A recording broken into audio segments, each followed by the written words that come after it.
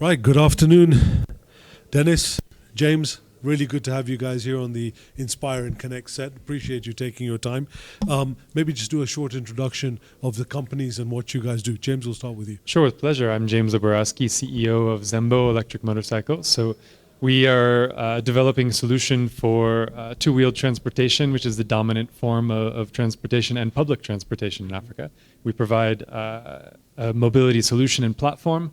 We provide financing solutions, and then a big part of our business we'll talk about today is actually the energy sales and distribution to make mobile energy available to the transportation sector. Okay. Dennis?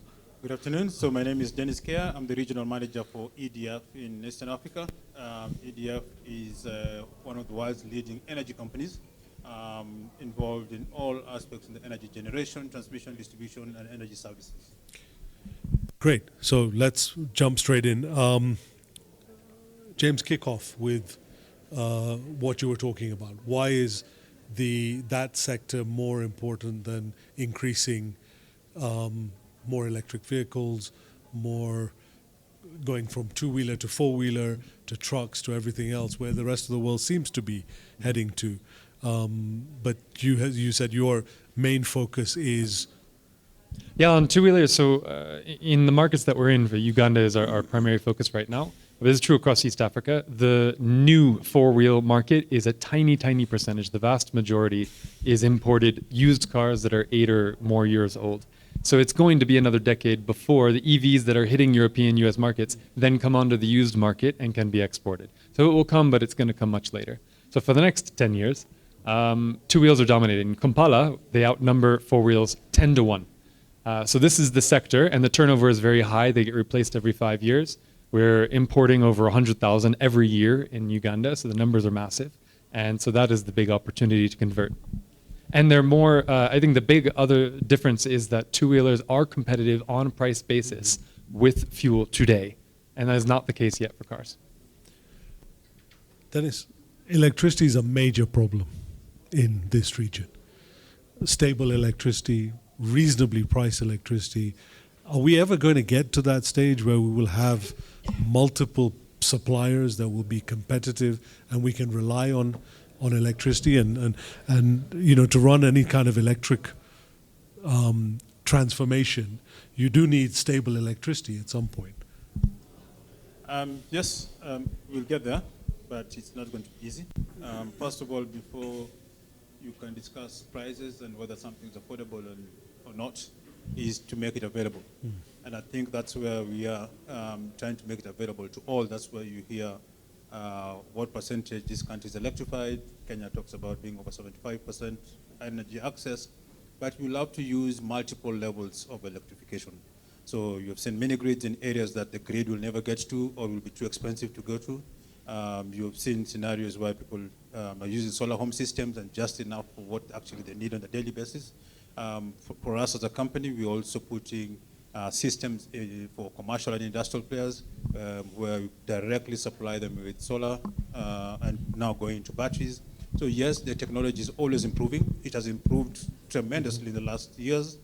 More efficient solar panels, battery capacities have reduced in size, reduced in efficiency. You can do more with them. So we are getting there. We are not there yet, but we are getting there.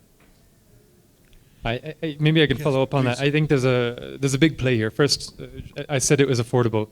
Switching from a fuel bike to an electric bike today will save the owner, the driver, $500 a year, every year. So it is actually cheaper and they will make money, which makes this transition inevitable.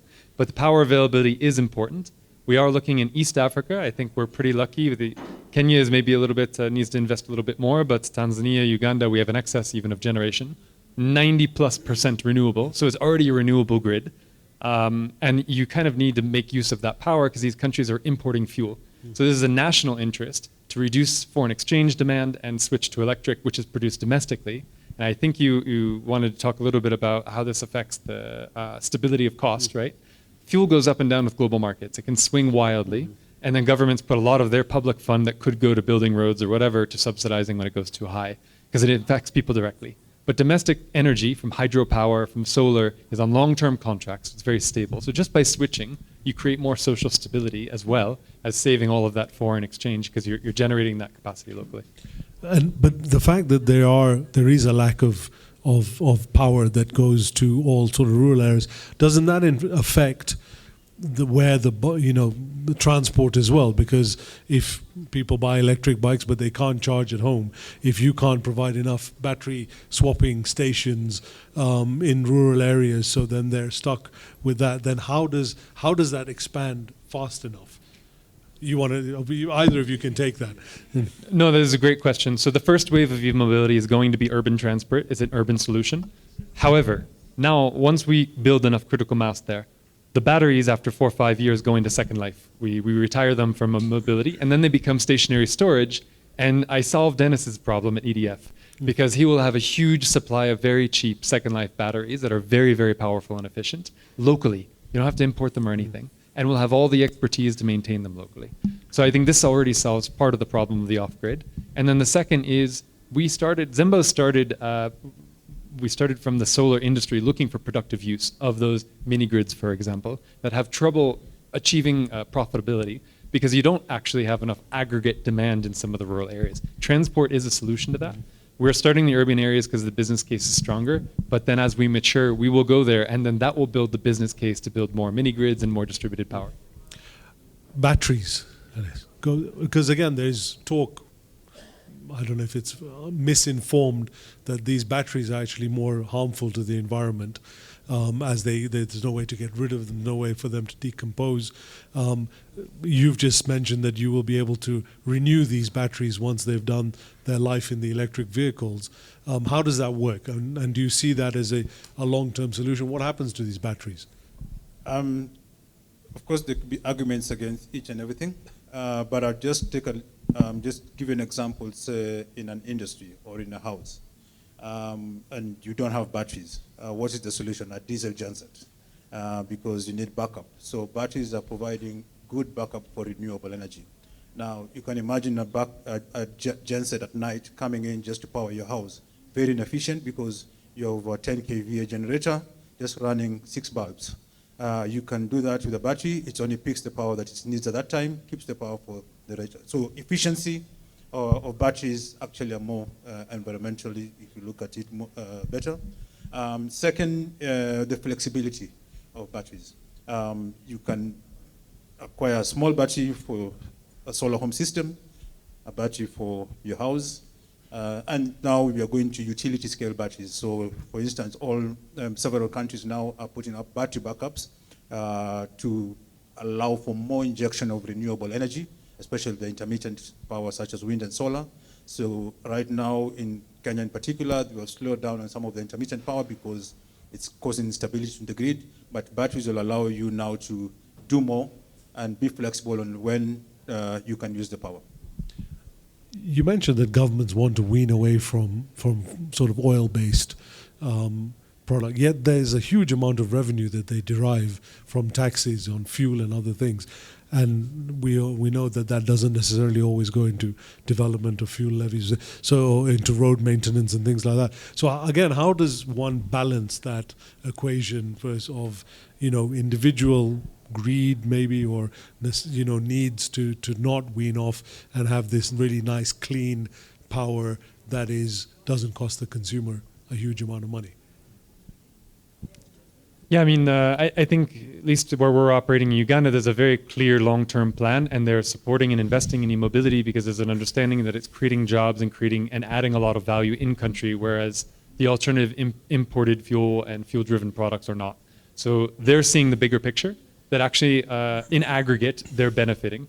First of all, as I mentioned, like Uganda has invested heavily in hydropower. We're producing over 80% in excess, and creating baseload like e-mobility is a very good use of that. On top of that, e-mobility is a good sector for that because that's continuous. Like in Kenya, geothermal, at night you're not using, you're wasting that generation. In the e-mobility sector, we have this ability, because we store and distribute power, is to shift demand around. So I can actually help balance the grid as an e-mobility company by lowering the amount of charging I do at peak hours and increasing it in off-peak. So this is it makes the investments the government has made in generation much more profitable and getting much more value out of them. So they see it as a net win, and I know this from the very top of Ugandan government. They understand that, and that is why they're giving different incentives. Yeah, that is a good question because because we had that conversation just a few weeks ago.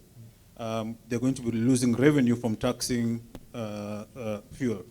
But remember, they're taxing themselves because you look for the dollars to go buy the fuel out of the country just to bring it and tax yourself to supply it. Now you're substituting that. You may never need the dollars here to send out and get a product of which you have here.